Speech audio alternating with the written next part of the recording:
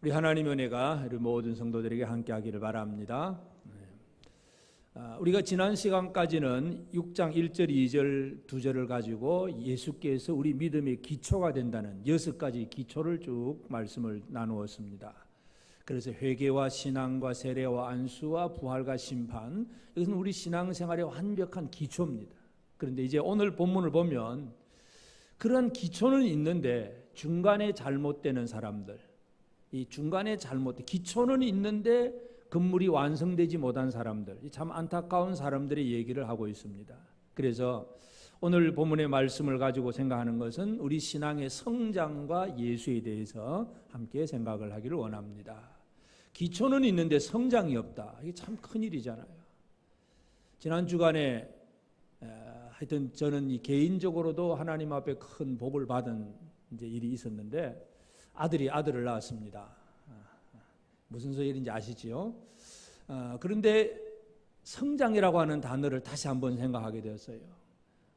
원래 40주간 동안 있다가 나와야 그게 완벽하게 성숙하고 성장해가지고 나와야 정상인데 그 달수를 다 못 채우고 35주 조금 지나서 나왔습니다. 그러니까 쉽게 말해서 한 달만큼 더 어머니 뱃속에서 완벽하게 성장을 해야 되는데 성장이 덜 됐다는 얘기죠. 그 중에서 이제 참 그걸 보면서 참 하나님의 솜씨가 대단하다는 걸 다시 한번 느끼게 되는데, 그 태안에서 어머니 뱃속에서 이 모든 장기가 막 이렇게 만들어져 가는데 제일 마지막에 만들어지는 것이 이제 허파예요.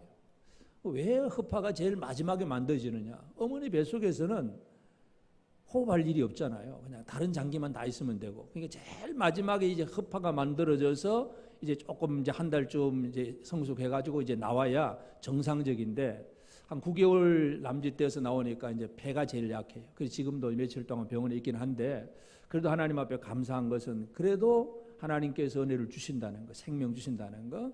그러면서 이 성장이라는 게 참 중요하구나.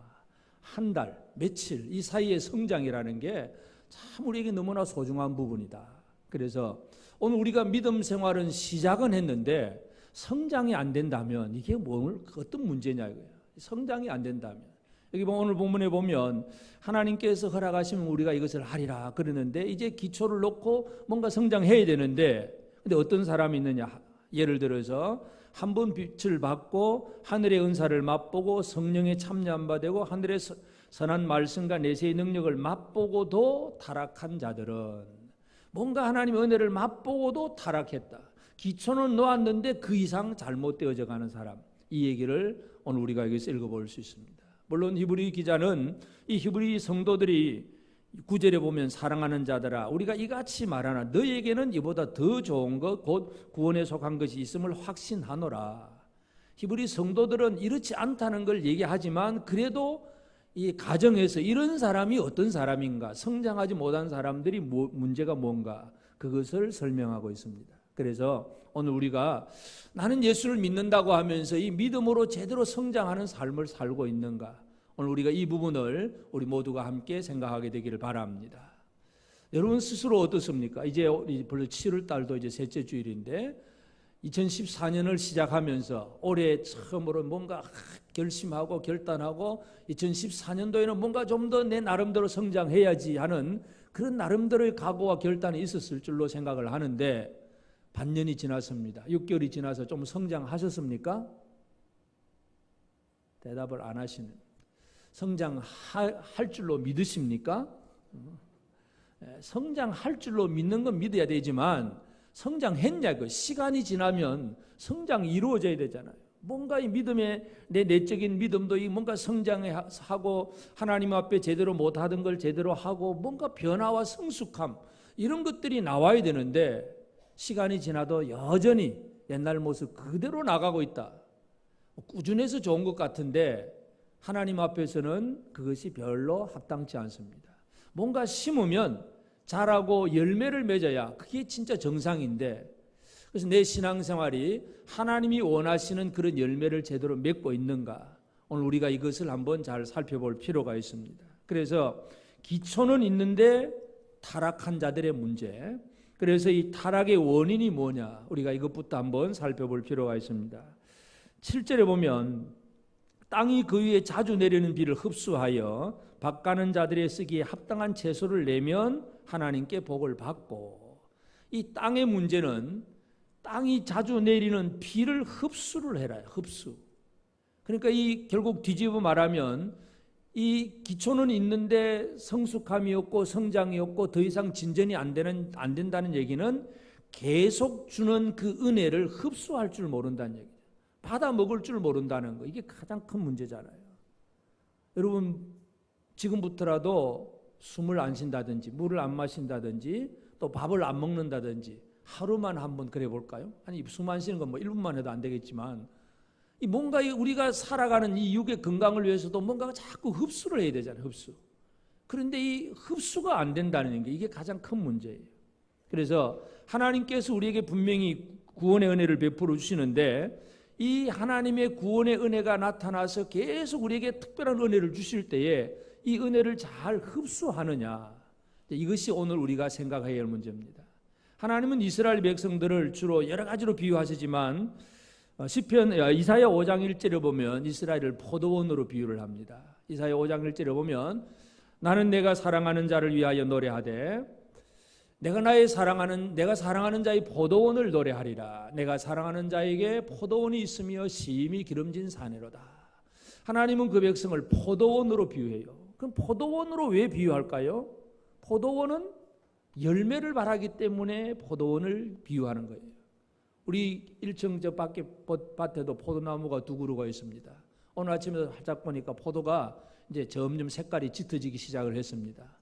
길가에 있어서 누가 따먹을는지는 잘 모르지만 하여튼 뭐 익기 전에 따먹는 사람은 자기 입이 써서 손해를 볼 것이고, 잘 익은 다음에 따먹는 사람은 누군지는 모르지만 하여튼 맛있게 먹겠지만은, 이 포도나무라는 것은 열매를 바르잖아요. 열매. 그런데 예를 들어서 잎은 무성한데 열매가 하나도 없다.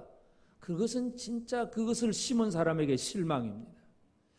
이 이스라엘 백성들이 광야로 나왔는데, 애굽에서 나와서 광야로 나왔다는 얘기는 구원받았다는 얘기예요. 애굽의 노예 생활이 아니라 이제 하나님 백성이 되었어요. 그런데 이 광야 생활에서 그들은 매일 하나님이 아침마다 만나를 주고, 물이 없으면 반석을 쪼개서라도 하나님이 물을 주시고, 고기 먹고 싶다 그러면 메추라기 그냥 몰아서 메추라기 고기 먹게 하시고, 하나님의 은혜가 계속 그 백성들에게 주어집니다. 그런데 우리가 이 이스라엘 백성들의 역사를 보면 그들이 40년 광야 생활에서 두드러지게 하는 일이 뭡니까? 은혜를 흡수하는 것보다는 은혜를 받고서도 그게 뭔지도 모르고, 우리 옛날에 애굽에 있을 때가 더 좋았다, 뭐 그런 얘기. 그리고 왜 이렇게 하나님 우리 길이 험한 데 와서 괜히 고생하게 만드느냐, 고생하게, 배고프다, 목마르다, 고기 먹고 싶다, 늘 불평하고 원망하는, 이 불평과 원망이 뭐겠어요? 하나님이 주신 은혜를 흡수를 하지 못했다는 얘기예요. 하나님이 주신 약속의 말씀, 즉 가나안 땅을 줄 것이라고 했으면 아멘 하고 받아들이면 되잖아요. 그런데 이 정탐꾼들이 가서 딱 보고 와서, 야, 거기는 뭐 거인 족속 안악 자손들이 살고 있어서 우리는 그들 앞에 같은 메뚜기 같더라. 안 되겠다는 게 뭐예요? 흡수를 못하는 거예요. 말씀을 흡수 못하는 사람. 근데 여호수아 갈렙은 아니다, 그들이 우리 밥이다, 그들이 우리 먹이다, 들어가자. 이건 바로 말씀을 흡수한 사람 얘기예요. 그러니까 흡수하지 못한 사람들은 광야에서 다 죽는 거예요. 애굽에서 나왔어도 가나안 땅에 못 들어가고 광야에서 죽습니다. 타락한, 중도에 타락한 자들의 이 안타까운 얘기가 옛날이나 지금이나 똑같아요. 회개하고 예수 믿고 교회 다니고 뭔가 이제 세례교인도 되고 뭔가 직분도 맡았고 뭔가 열심히 하는 것 같은데 어느 날 갑자기 타락했다. 그 첫 번째 원인은 계속 필요한, 계속 우리에게 공급되어지는 그 은혜를 흡수할 줄 모르기 때문이다. 여러분, 은혜를 흡수를 잘 하십니까? 아멘 안 하시는 거 보면 참 이 흡수가 제대로 안 된다는 얘기인데, 흡수 잘 되는 사람의 입에서 나오는 건 아멘 소리가 잘 나와요. 말씀이 들어가면 아, 그렇습니다, 아, 알겠습니다, 네, 그대로 살겠습니다, 믿습니다. 그게 아멘이잖아요. 여러분, 하나님의 은혜를 여러분 흡수를 잘 하십니까? 말씀을 쏙쏙들이 받아들이고 그거 믿고 그대로 살고자 하는 건, 여호수아 갈렙처럼 저 가나안 땅을 주겠다 그러면 예, 알겠습니다, 거기에는 뭐 거인 족속이 있든지 뭐 어떤 문제가 있든지 간에 하나님 주신다고 했는데 이 무슨 걱정이야. 그냥 받아들이는 거. 이게 흡수예요, 흡수. 하나님의 은혜를 좀 흡수를 잘 하시길 바랍니다. 흡수 못하는 것이 타락하는 첫 번째 원인입니다. 두 번째는 이제 이 히브리 성도들에게 이런 얘기를 쭉 하면서 12절에 보면 게으르지 아니하고 믿음과 오래 참음으로 말미암아 약속들을 기업으로 받는 자들을 본받는 자 되게 하려는 것이니라. 여기 보면 이제 이 히브리 성도들은 그렇지 않다는 걸 얘기하지만 이제 결국 이 타락한 사람들의 문제가 뭐냐면 두 번째 문제는 게으르지 아니하고 게으름의 문제예요. 게으름. 이 나태함, 게으름. 참 이 부지런함이 나와야 되는데 부지런함이 나오지 아니하고 믿음 생활을 하기는 하는데 게으르다는 얘기예요. 게으르다. 이것이 이 믿음이 성장하지 못하는 두 번째 이유입니다. 우리가 하나님 앞에 구원받는 일에 있어서 우리 인간의 행위는 아무 소용이 없습니다. 어떤 노력을 해도 내 힘의 노력을 가지고 구원받지를 못합니다. 그러나 구원받은 사람의 삶은 어떤 삶이 되느냐 하면 믿음으로 열심을 내고 행하는 사람이 되어야 됩니다. 믿음은 행동입니다. 믿음은 가만히 앉아서 머릿속으로 나는 그거 믿습니다 하고 머릿속에 생각만 하는 게 믿음이 아니라 믿고 행하는 것이 바로 온전한 믿음이에요. 그러니까 행함이 없는 믿음은 뭐라고 그래요? 죽었다 그러잖아요. 죽었다. 여러분은 행함이 있는 믿음이 있습니까? 아멘이 또 적으면 어떻다고? 아직도 흡수를 못했다는 얘기잖아요. 행함이 있는 믿음이십니까? 그저 말씀하면 아멘, 그리고 그대로 실천하는 행함, 이게 필요한 거예요. 예수님께서 부활하신 예수님이 하늘에 올라가셔서 땅에 있는 교회들에게 편지를 보냈습니다. 7교회에다가 편지를 보냈는데 마지막 라오디게아 교회에 보낸 편지에 보면 계시록 3장 19절에 물은 내가 사랑하는 자를 책망하여 징계하노니 그러므로 네가 열심을 내라 회개해라. 하늘의 예수님이 이 땅에 있는 교회를 향해서 뭘 원하십니까? 열심을 내라. 열심. 라오디게아 교회는 자칭 부자예요.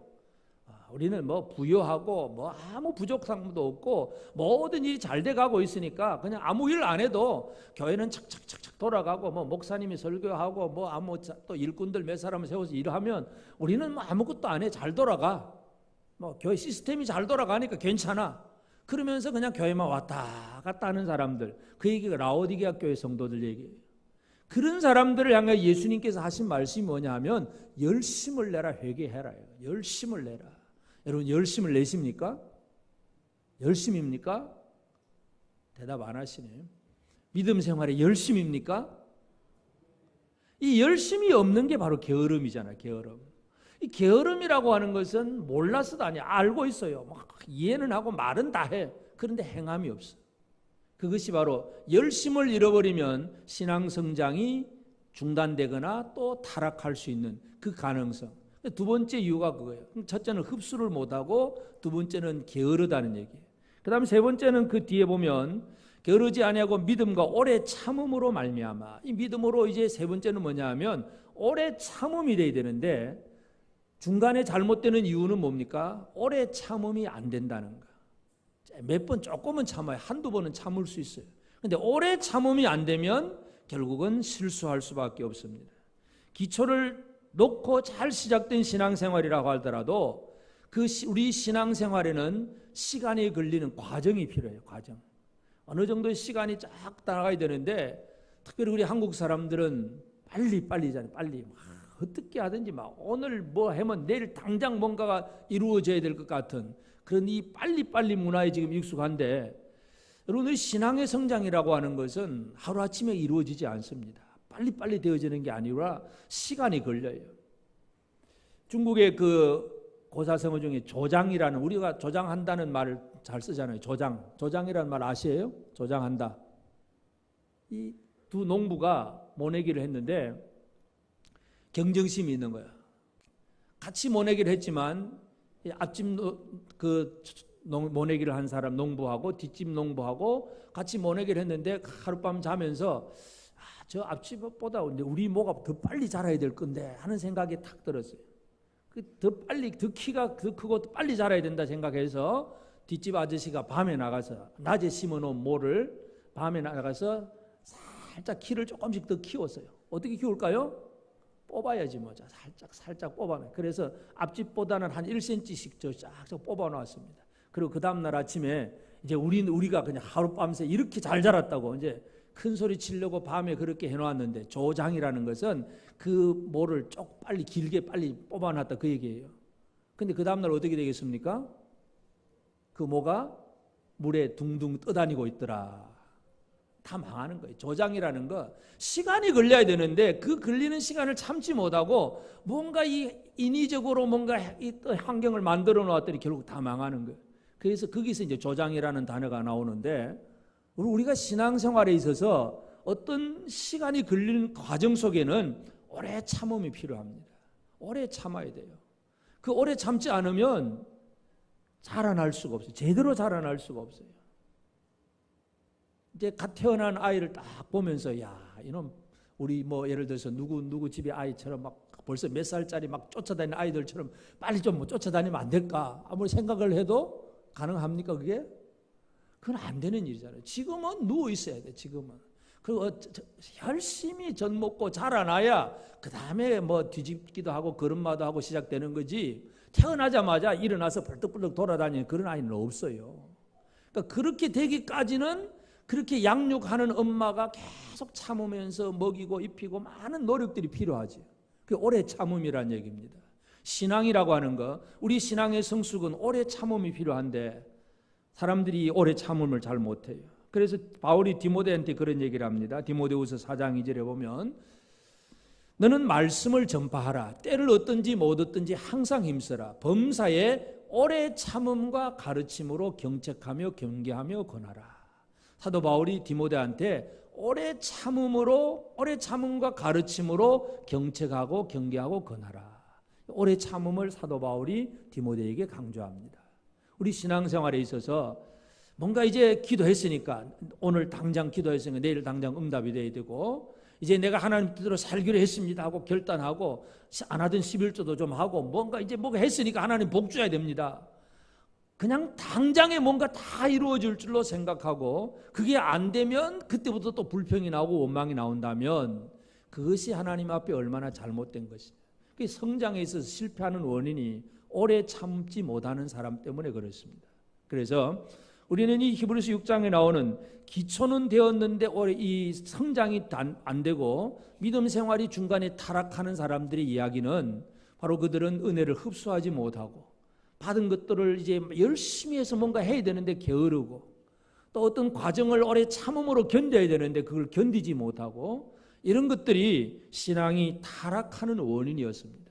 그래서 오늘 우리는 결코 그렇게 되어서는 안 되는데, 이제 우리는 이 특별히 올해 이제 2014년에 예수를 깊이 생각하자 그랬는데, 이 예수님은 우리에게 어떤 예수님이냐? 예수는 우리의 신앙의 기초도 되시지만 신앙을 성장하게 하시는 분도 바로 예수님도 되십니다. 그래서 우리 예수님이 우리의 신앙의 성장을 위해서 무엇을 해 주셨는가, 우리가 이것을 한번 잘 살펴볼 필요가 있는데, 여기 그 4절 5절에서 이 타락한 사람들, 무엇 하고도 타락한 사람들이 얘기를 합니다. 한번 빛을 받고 하늘의 은사를 맛보고 성령에 참여한 바 되고, 그리고 하나님의 선한 말씀과 내세의 능력을 맛보고, 여기 나오는 이 빛, 그리고 하늘의 은사, 성령, 하나님의 선한 말씀, 내세의 능력, 이 전부 예수 그리스도가 주시는 거예요. 이 얘기는 뭐냐면 우리가 믿음이 잘 성장할 수 있도록 주님께서 우리에게 필요한 모든 것들을 공급하신다는 얘기예요. 가장 쉬운 예로 예수님이 12제자를 선택을 했습니다. 제자들을 선택을 해가지고 예수님이 12제자에게 뭘 줄까요? 마태복음 10장 1절에 보면 예수께서 그의 12제자를 부르사 더러운 귀신을 쫓아내며 모든 병과 모든 약한 것을 고치는 권능을 주시니라. 권세와 능력을 주시니라. 아무것도 못하던 12제자들이 예수 주시는 권능을 가지고 뭔가 사역하는 사람이 되었어요. 이처럼 예수님은 어떤 사람들이 신앙이 성장할 수 있도록 필요한 모든 것들을 공급하시는 분입니다. 여러분, 우리가 지금 은혜의 단비가 내린다면 이걸 흡수를 해야 되는데 이게 은혜인지 뭔지 그걸 흡수를 못하고 사는 거예요.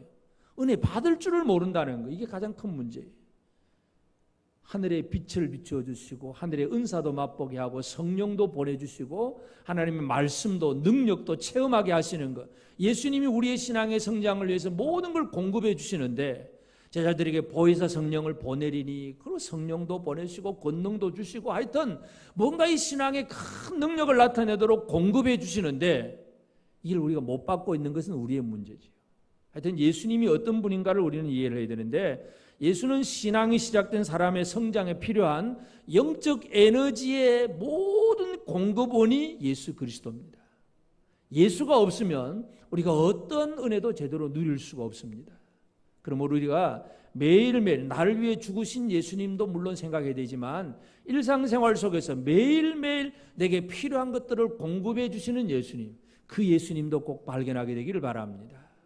그래서 예수께서 그 믿음에 시작된 사람에게 이렇게 성장할 수 있도록 다 주셨는데 그 다음에 또 특별히 하나 더 우리가 기억해야 될 것은 이제 이 하나님께서는 10절에 보면 하나님은 불의하지 아니하사 너희 행위와 그의 이름을 위하여 나타낸 사랑으로 이미 성도를 섬긴 것과 이제도 섬기고 있는 것을 잊어버리지 아니하시느니라. 히브리 성도들의 그 신앙을 하나님이 인정하시고 잊어버리지 않는다. 하나님이 기억하고 계신다. 어떤 일을 기억하고 계시냐 하면 너희 행위와 그의 이름을 위하여 나타낸 사랑으로, 예수 이름을 위하여 나타낸 사랑, 그건 하나님이 절대로 잊어버리지 않겠다는 얘기예요. 결국 이건 또 근본으로 내려가면 예수님은 우리에게 뭘 주셨느냐, 진짜 하나님의 그 큰 복을 받을 수 있는 길, 바로 그것은 예수의 이름을 우리에게 주신 거예요. 은혜를 제대로 누릴 수 있는 사람은 무엇으로 은혜를 누릴 수 있느냐 하면 예수 이름으로 은혜를 누릴 수가 있습니다. 가장 대표적인 거, 예수 이름으로 제자들에게 이걸 하라고 하는 가장 대표적인 게 두 가지지요. 첫째는 마가복음 16장 17절에 보면 믿는 자들에게는 이런 표적이 따르니 곧 그들이 내 이름으로 귀신을 쫓아내며 새 방언을 말하며, 예수 이름으로 귀신을 쫓는 것, 예수님 이름 주심으로 누릴 수 있는 거예요. 또 한 가지는 요한복음 14장 14절에서 내 이름으로 무엇이든지 내게 구하면 내가 행하리라. 예수는 그 이름을 줘서 우리가 그 이름으로 기도하고 응답받게 해주셨어요. 그럼 예수 이름이라는 게 뭘까요?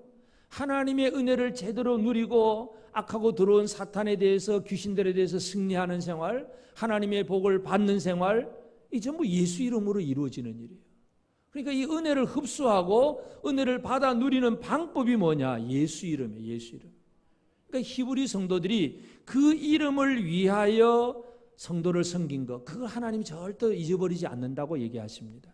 그러니까 이게 뭐냐 하면 우리 은혜를 받은 자의 삶은 이제 그 은혜 받은 자의 삶이 드러나게 되어 있는데 어떻게 드러나느냐 하면 예수 이름으로 모든 일을 행하는 거예요. 다른 사람을 섬기는데 그냥 섬기는 게 아니에요. 예수 이름으로 섬기는, 예수 이름. 예수 이름을 위하여, 예수 이름을 위하여 전에도 섬기고 이제도 섬기고 있는 것을 내가 잊어버리지 않는다. 하나님의 말씀이 바로 그것입니다. 그러니까 우리는 이 예수님께서 이 신앙의 성장을 위해서 우리에게 뭘 주셨는가를 잘 이해를 하셔야 되는데, 예수 이름, 이걸 가지고 하나님의 은혜를 제대로 누리게 하신다는 것을 기억해야 됩니다. 그 다음에 또 한 가지 우리가 살펴볼 수 있는 것은 12절에 보면 게으르지 아니하고 믿음과 오래 참음으로 말미암아 약속들을 기업으로 받는 자들을 본받는 자 되게 하려는 것이니라. 약속들을 기업으로 받는다. 그래서요. 그러면 물론 뭐 성경 전체가 다 약속이기도 하고 하나님이 또 구약시대 성도들에게도 약속 주셨지만 예수님도 우리에게 뭘 주셨습니까? 약속을 주신 분이에요. 그러니까 우리가 받은 게 뭔가를 정확하게 알고 있어야 돼요. 내가 받은 은혜가 뭔가를 알아야 되는데 그 은혜 중에 가장 대표적인 것이 바로 약속입니다. 그러면 하나님이 이제 이 아브라함 얘기하는데 오늘 13, 12절까지 읽었지만 그 다음 우리 다음 주에 볼 그 13절에 보면 하나님이 아브라함에게 약속하실 때에 가리켜 맹세할 자가 자기보다 더 큰 이가 없으므로 자기를 가리켜 맹세하여 이르시되 내가 반드시 너에게 복주고 복주며 너를 번성하게 하고 번성하게 하리라. 하나님이 아브라함에게 반드시 복주고 복주고 번성하고 번성하게 하리라. 이게 하나님의 약속이에요. 아브라함은 그것을 믿음으로 받았어요. 마찬가지로 예수 그리스도는 그 믿음의 사람들, 예수의 제자들에게 무엇을 약속했는가? 또는 나는 예수님으로부터 어떤 약속을 받았는가? 이게 분명해야 되잖아요. 옆 사람에게 한번 얘기해 볼까요? 나는 이런 약속을 받은 사람입니다. 뭔가 약속받은 거 알고 있는 분. 예수님이 어떤 약속을 해주셨어요? 이 약속이 예수님의 약속을 정확하게 알고 있어야 그 약속을 붙잡고 살 수 있잖아요. 약속이 뭔지 모르면 막연해. 신앙생활 하겠는데도 막연하다는 얘기예요. 주님이 여러분에게 주신 약속이 뭡니까? 예? 부활 약속. 예수님 부활 약속도 하셨겠죠. 근데 정확하게 하신 거 제자들에게 마태복음 28장 20절 내가 너에게 분부한 모든 것을 가르쳐 지키게 하게 하라. 볼지어다 내가 세상 끝날까지 너희와 항상 함께 있으리라. 있으리라 약속이에요. 세상 끝날까지 너희와 항상 함께 있으리라. 이게 주님의 약속이에요. 부활하시고 땅에서 주신 약속이에요. 그러면 땅에서만 약속 주시느냐? 예수님은 하늘에 올라가서도 약속을 줍니다. 아까 이 편지 얘기했지만 예수님 7교회 편지를 보낼 때 전부 그게 약속이 다 있어요. 대표적인 예로 제일 첫 번째 교회 에베소 교회를 향한 약속은 계시록 2장 7절에 보면 귀 있는 자는 성령이 교회들에게 하시는 말씀을 들을지어다. 이기는 그에게는 내가 하나님의 낙원에 있는 생명나무의 열매를 주어 먹게 하리라. 이게 예수님 약속이에요. 이기면 생명나무 열매를 먹을 것이다. 여러분 이 약속 받았습니까?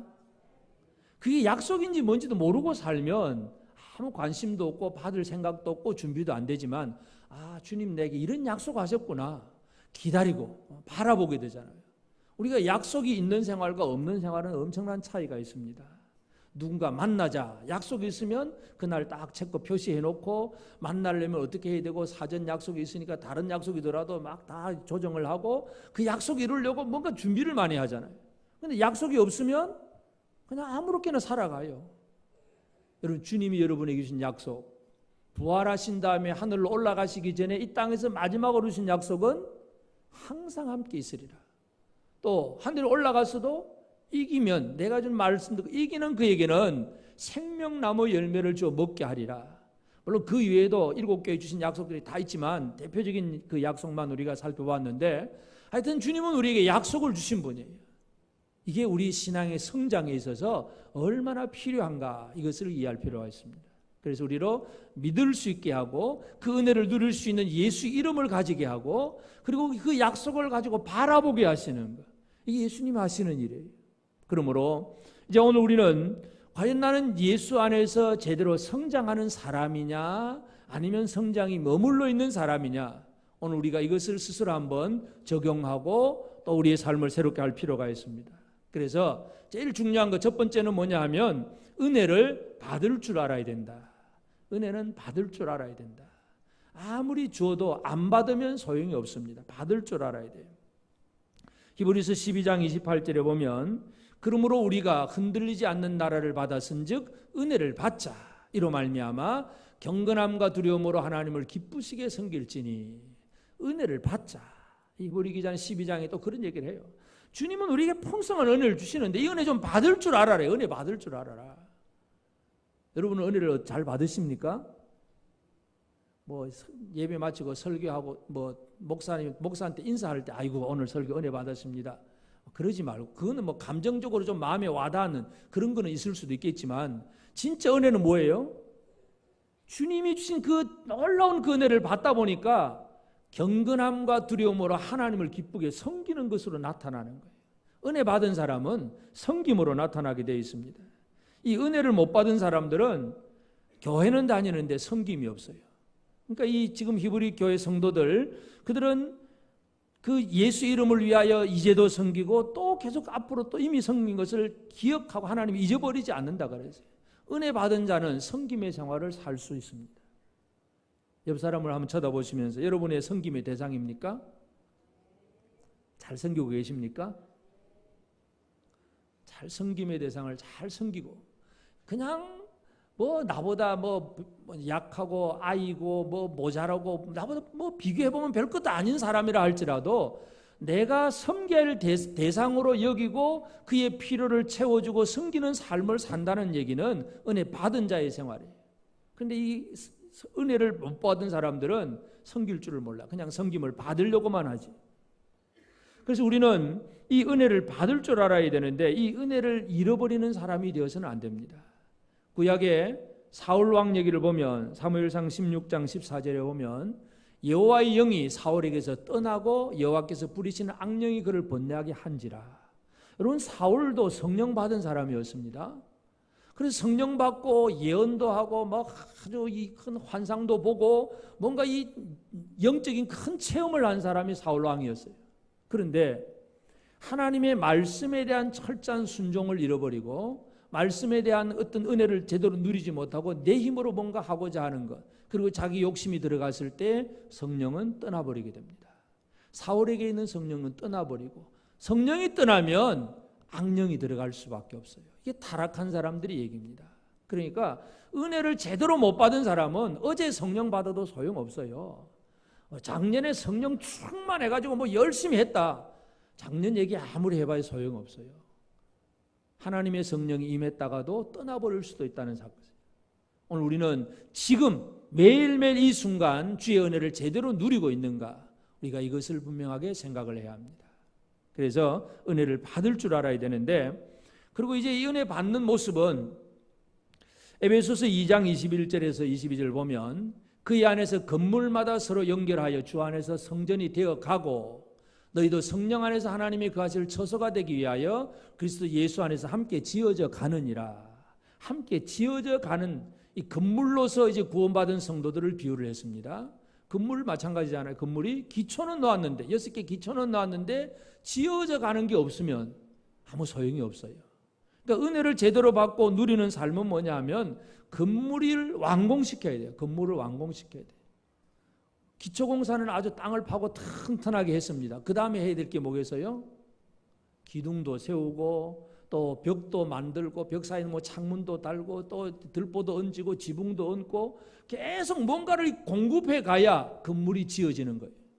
나는 처음에 예수 믿었다고 나는 예수 믿기로 결단합니다. 아무리 결단해도 시작은 해도 지어져 가는 과정이 없으면 그 사람은 기초만 있는 거예요. 아무 소용이 없어요. 중국을 한번 갔다가 참 아주 좀 이상한 그런 체험인데, 그 고속도로에 차가 별로 안 다녀요. 한 5분 10분 가도 차 한 대 만날까 말까 하는 그런데 이제 한 100km 정도에마다 이제 그 우리나라 휴게소 같은 큰 건물을 지어놨어요. 근데 휴게소를 들어갔는데 문제는 뭐냐면 휴게소는 건물은 있는데 어떤 건물은 다 완성이 됐고 어떤 건물은 아직도 공사 중인데 사람이 하나도 없다는 얘기예요. 휴게소에 들어갔는데 화장실 문도 다 잠겨 있고 사람도 없고, 건물은 겉에서 보면 멀쩡해, 아주 멋있어요. 주유소도 간판도 있는데 기름도 하나도 없고 기름 파는 사람도 없고, 한 400km를 그렇게 가려니까 얼마나 고통합니까? 그래서 뭐 밖에 나가서 다시 기름 넣고 들어오고 그러긴 했는데, 여러분 아무리 잘 시작한 것 같아도 그 계속 이 뭔가 이 위에 더해가고 더하고 뭔가 해 나가야 되잖아요. 건물만 있으면 되는가요? 건물 다음에 그 다음에 사람이 들어와서 뭔가 영업을 해야 그 다음 차가 들어와서 뭘 휴식을 하든지 사 먹든지 기름을 넣든지 뭔가 할 수 있잖아요. 더해져야 돼, 더해져. 여러분 우리의 삶 속에서 더해지지 않고 머물러 있는가, 이거 잘 생각을 해야 돼요. 사도 베드로는 그래서 우리가 이 베드로후서 1장 5절에서 7절에 이 신의 성품, 하나님의 성품을 더하라는 얘기를 계속하죠. 이걸 전에 한번 우리가 사례대로 다 살펴봤지만, 믿음은 기초예요. 믿음에다 뭘 더해야 될까요? 첫 번째, 믿음의 덕을, 덕에다가 지식을, 지식에다가 절제를, 절제에다가 인내를, 인내에는 경건을, 경건에 형제우애를, 형제우애에 사랑, 7가지를 계속 더해가는 것이 바로 신앙의 성장이고 완성되는 사람이에요. 여러분 잘 더해가십니까? 아멘 안 하시네. 지금부터라도 열심히 더해가겠습니까? 믿음, 그것은 기초예요. 그것만 가지고 되는 게 아니고 거기에다가 덕을 더하고 지식을 더하고 절제를 더하고 인내를 더하고 계속 더해가는 생활. 이게 이 건물 공사를 계속 1층 2층 막 올라가는, 빌딩 높이 올라가는 그런 수준과 같아. 이런 모습들이 우리에게 나와야 되는 거예요. 신앙은 성장해야 합니다. 옛날에 믿었던 것으로 그냥 그것으로 끝내버리면 결국은 그 사람은 열매 없는 사람이 됩니다. 그래서 우리는 이 성장을 위해서 해야 될 게 뭐냐 하면 그 목적, 성장해야 되는 목적 속에는 어떤 과정이 필요한 것을 미리 좀 계산을 하며 살아야 돼요. 누가복음 14장 28절부터 보면 너희 중에 누가 망대를 세우고자 할진대 자기의 가진 것이 준공하기까지 족할는지 먼저 앉아 그 비용을 계산하지 아니하겠느냐. 그렇지 아니하여 그 기초만 쌓고 능히 이루지 못하면 보는 자가 다 비웃어 이르되 이 사람이 공사를 시작하고 능히 이루지 못하였다 하리라. 그럼 건물 공사를 하는데 설계도도 없고 예산도 없고 그냥 난 집 짓는다 하고 일단은 무장 되는 대로 기초만 놓았어요. 근데 돈도 떨어지고 그 다음에 어떻게 지어야 될지도 모르고 그것처럼 허무한 일, 참 부끄럽고 어리석은 일이 어디 있겠어요. 건물을 지으려고 하면 철저하게 계획하고 준비해가지고 짓잖아요. 마찬가지예요. 우리 신앙생활도 목적이 있어요. 목표가 있어요. 그 목표를 가는 과정 속에는 철저한 헌신의 삶이 필요합니다. 내가 어떻게 하나님 앞에 헌신해야 되고 어떤 열심을 내야 되고 어떻게 주님을 따라가야 되고 어떤 말씀에 순종해야 되고 이런 것들을 우리가 좀 더 생각할 줄 아는 사람이 되어야 됩니다. 그냥 교회 나왔으니까 됐다. 나 예수 믿는다고 고백했으니까 됐다. 그 얘기가 아니에요. 예수 이름으로 세례를 받고 기초를 놓았어도 그 위에 점점 더해가는 성장이 없으면 하나님이 원하시는 아름다운 모습이 나오지 않습니다. 신앙은 성장해야 합니다. 옆에 사람하고 얘기합시다. 우리 좀 잘합시다. 잘해야 됩니다. 옛날 수준, 지금 현재 수준으로 머물러 있어서는 안 됩니다. 기초는 잘 놓은 다음에 더 이상 잘하지 않으면 그것은 결국은 타락하는 사람이고, 그런 타락하는 사람을 향해서 히브리 기자가 뭐라고 했냐면 이 사람은 다시 예수를 십자가에 못 박아 드러내놓고 욕되게 하는 사람이다. 그리고 예수를 다시 안 죽습니다. 그런데 그렇게 타락하는 사람은 다시 예수를 십자가에 드러내놓고 예수를 욕보게 하는 사람이다. 이렇게 되어서는 안 되잖아요. 기초 위에 성장이 필요하다는 사실을 기억하고 우리 모두가 믿음이 잘 성장하는 우리 모든 삶이 되어지기를 바랍니다.